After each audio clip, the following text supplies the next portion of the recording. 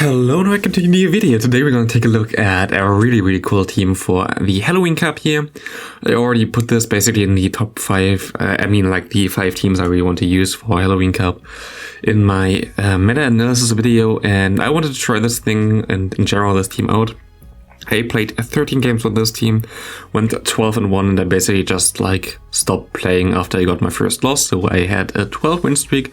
I don't know if this is also the case on how it shows here on the screen, because of always it gets randomized if I put it into my editing program, so I never really know when I see which battle, which I think is also not the worst.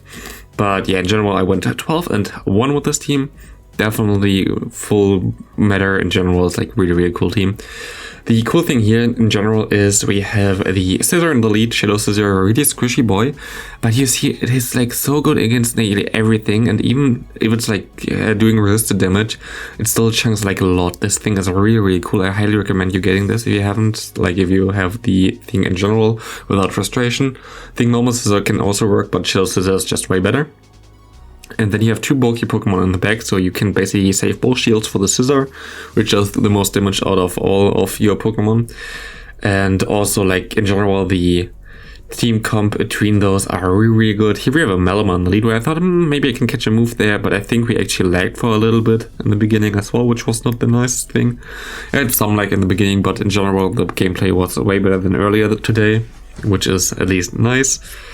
So I don't really have to complain too much. If I went for Ice Beam there with the Azumarill, I would have got to another Ice Beam again, but sadly I didn't. So yeah, kinda annoying, but here we can go for some nice damage from our Scizor. And here I just want to save the shield for the Scizor. I believe in the Scizor. My opponent goes for a double debuff from the from the superpower, but we are fine here. My opponent goes into a Haunter. We can farm this thing down. That was the perfect thing that he had in the back. And we can just go for foul play, and we are in a good spot there. He has to go for a superpower, debuff himself. We still have a shield. We would survive a move because we are still so high up. We can shield here, and we're gonna easily win this game. Next up we have Crustle. Crustle also one thing that does a lot of damage with his quick moves. But you're gonna see my quick moves are super effective, and this thing is dead. That's so simple, so easy, and my opponent goes on the Golbat. And even Golbat doesn't really like the Scizor. You see how broken the thing is. This thing is just amazing. It goes through everything. People have to be prepared for this thing, otherwise they're gonna be having a tough time, definitely. So tomorrow definitely I'm gonna make a video about Shadow Mobile in the lead with Fire Fang. Never mind. But still, this team is definitely really good. Get a Shadow Scizor if you can. I think that's gonna be one of the funnest Pokemon, especially with the Night Slash potential boosting yourself, and also best Pokemon that you can run in the current meta. This thing just breaks everything. We can go here in our Umbreon, which can just take those moves. One problem are a bit those dark poison types, but they're always a problem because you never have super effective moves against them. Unless you run something like a Beedrill, which is Drill Run. They only have a weakness to ground type moves. And this is sometimes a bit of a problem for this team, but other than that, we are pretty fine against them as well. Sometimes I most likely don't play perfectly fine as well. Here we have Shadow Houndoom against us in the lead, and an Azumarill Stay Swap against us. I don't know how much worse it could be. Shadow Houndoom does 50% with one Fire Fang or something. Shadow against Shadow, we are double it's double super effective against us, and we are squishy, and he is super offensive and attack rated. So I think this would just completely destroy us, but here we can just go for some last results, actually get him pretty low. And at this point I thought, yeah, I can just farm down with my Scizor maybe. I can no-shield this because you should not really run Hydro Pump there in general. And he swaps into the Houndoom, tries to farm me down, but he doesn't do that.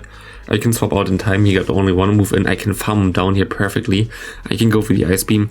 This is gonna put him into range for the Bubble Down. And now we're in a decent spot again. We don't have a lot of health left, but my opponent is a Venusaur, which is crazy.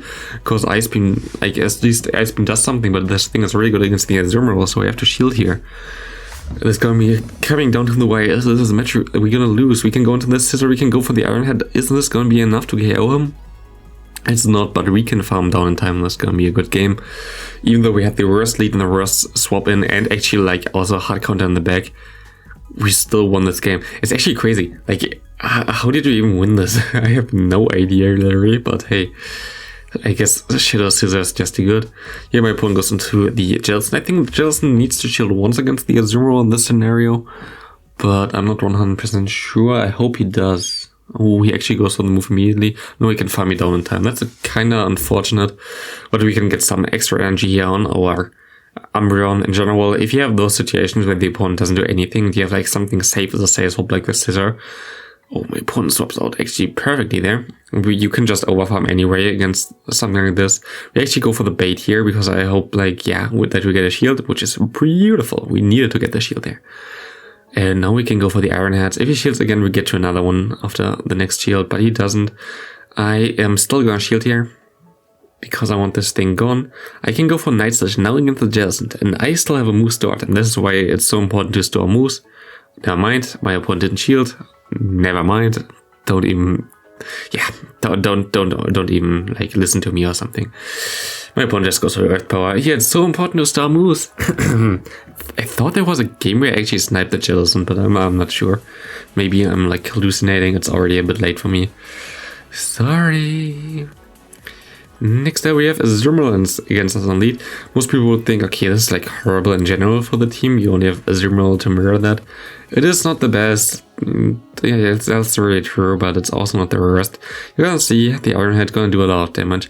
I can go for another Iron Head, and now I can try to catch a move on my own Azumarill, but he can go for another move in time, which is kind of unfortunate. But I basically bring him there now to swap out, which is the main thing I really want, because my both Pokemon on the back are pretty decent against a lot of Pokemon that they had just hard wall.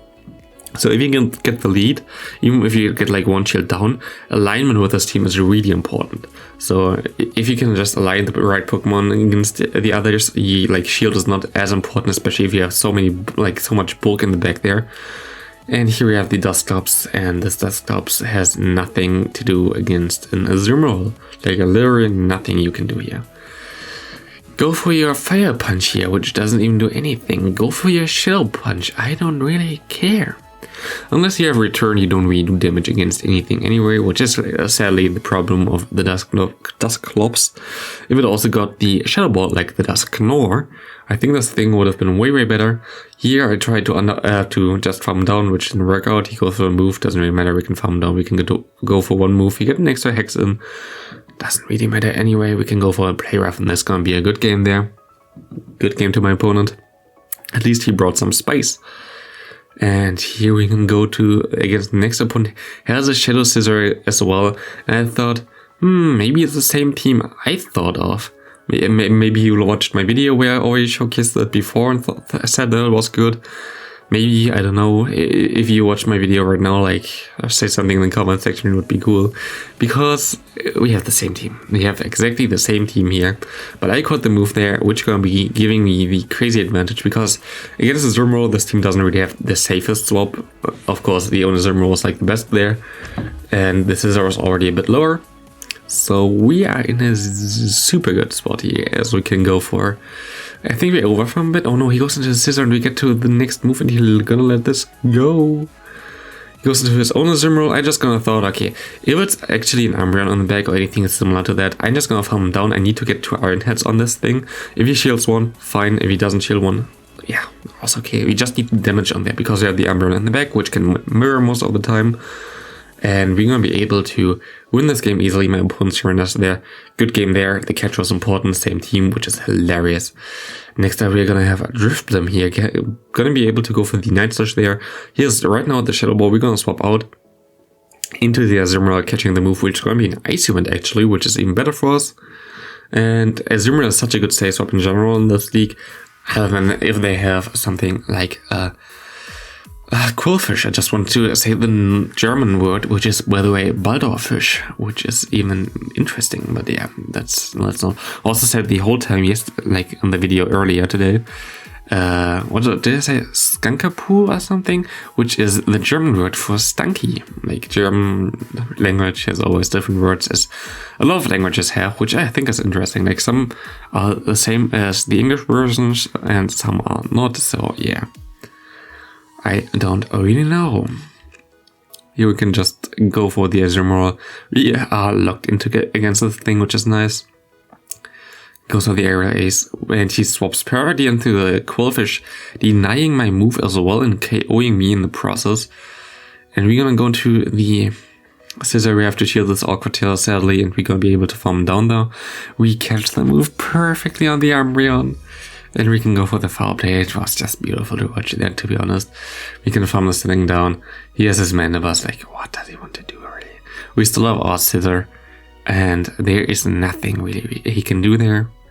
You're gonna be able to go for another last resort, and you see the time clocking down there. Time ticking down. The clock ticking time down. The time clicking talk down. We got the boost. That was the only boost I got. The only boost I got, and I used so many night sessions, was the only one that didn't do anything for me, which was, yeah, cool. Thanks, game. So I didn't even cheat my way through with like boost or stuff. And here I just stay in, even though I have the Umbreon, because I get a shield here. And I think the shield is a bit more valuable, especially with the Scizor, which does a lot of damage. So we just gonna get some extra farm here, as always, against Jellicent. You just farm up to 100 energy. And go for the foul play, gonna be able to KO me. And my opponent goes into the Umbreon, that's not an Umbreon, that's a Nidoqueen. Into the Nidoqueen against my Umbreon. And he actually shielded this, I think, which I have no idea why you were I was debuffed. There was no reason for that. And at this point, I already know I'm gonna win this game easily, as we can just go for some moves here. Gonna go, yeah, into the Azumarill. My opponent surrenders, and this is gonna be a good game. Next up, we have Nidoqueen against us in the lead. It's a fine lead, it's not the best lead either, but my opponent goes into the Drapion, and I'm just gonna try to get some damage on him, which works out beautifully. Try to catch the move, which works out beautifully. And now we basically can farm up extra here as well. Wanted to see if he has the Sludge Bomb, which he has. Now I'm gonna farm up to 2 moves. Throw my move, gonna be able to KO this thing. He goes back into the Nidoqueen. I'm gonna be able to survive a lot of moves still, because like it's neutral. Umbreon is bulky. You know your Umbreon. And here I can go for another move. I'm just gonna let it go. Like at this point, it doesn't really matter to me. I still have 2 shields. My opponent has 2 shields. My opponent has a Drifblim, where I thought, not the coolest.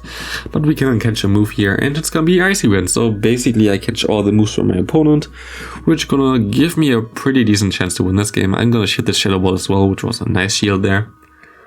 And there is literally nothing he can do here. Like, what does he want to do? He caught the Ice Beam cool on Nidoqueen, got by Nidoqueen. And what now? What now, opponent? I'm just gonna let this go. If he wants to KO me, have fun with it. But I can go into my Scizor. I can go for a beautiful Night Surge, and that's gonna be it. So, yeah, Scizor is just going through everything right now. This thing is just destroying the whole meta. Oh, I battled against J-Rom's Dex. I didn't even notice in the beginning, so that's cool. He had the Fortress, so good game there. He's also a streamer. I think he mostly was live as well. And yeah, Fortress is a bit tricky, but we're gonna be able to get to 2 moves there before he gets to his Earthquake, which is beautiful. He goes for the Earthquake now against the Azumarill, which I don't really mind. Goes into the Jellicent, which has a Bubble, which is even better for us. And now we're most likely gonna get a Shield even. And yeah, he can go for the Shadow Ball all he wants. He definitely has to throw another move. Bubble does nothing against Azumarill. I don't even have the XL version, and that still like does so much damage. And he goes for the Bubble Beam, which also a nice play there. But we can go into our Umbreon. He goes blind for the move, which was the wrong decision in this case, because we had the perfect answer for a Shadow Ball in the back. He goes for the debuffing move. He goes for the Mandibules now, which is a bit of a problem because it has Air Slash, a move that does a lot of fast move damage, but doesn't generate energy as fast. So we at least get the shield here. We have 2 shields now in the lead. But it's still gonna be a bit close, as we have 3 Pokemon TKO here with our Umbreon. Can Umbreon deal with everything here? We have to shield something, so I'm gonna shield this move now. And my opponent goes into the Jellicent. Maybe actually my renderer software didn't, what's it called? Randomize the order at this point, because we still haven't seen the loss, and I definitely put the loss in here. So I guess this is gonna be the loss here.